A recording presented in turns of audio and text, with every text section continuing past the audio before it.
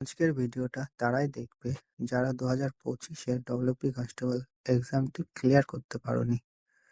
মানে এখন যে রিক্রুটমেন্টটা চলছে সেটা ক্লিয়ার করতে পারোনি। সব থেকে সহজে যে চাকরিটা পাওয়া যায় সেটা হলো ডব্লিউপি কনস্টেবলের চাকরি। এবার চোখ বন্ধ করে ভাবো যে আবার তো নতুন ভ্যাকান্সি আসছে, কিন্তু সেটা কি আমরা ক্লিয়ার করতে পারবো?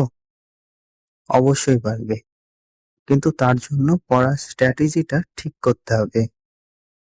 এর মধ্যে অনেকেই আছো যারা পিলি পরীক্ষার কাট অফ মার্কের থেকে মাত্র 1-2 নম্বরই কম পেয়েছে। তোমরা প্রিপারেশন শুরু করার আগে কি করো?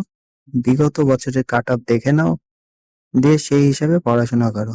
ভাবো এর থেকে কিছু নাম্বার বেশি পেলেই হবে, দিয়ে অনেক চ্যাপ্টার ছেড়ে দাও যে এর থেকে তো মাত্র 1-2 প্রশ্নই আসবে, এটা না পড়েও তো কাট অফ মার্কের থেকে আমার 4-5 নাম্বার বেশি আসছে, তাই আর পড়ো না। দিয়ে কি হয় এক্সামে? পড়া চ্যাপ্টার থেকে কিছু কঠিন প্রশ্ন আসলে ব্যাস হয়ে গেল।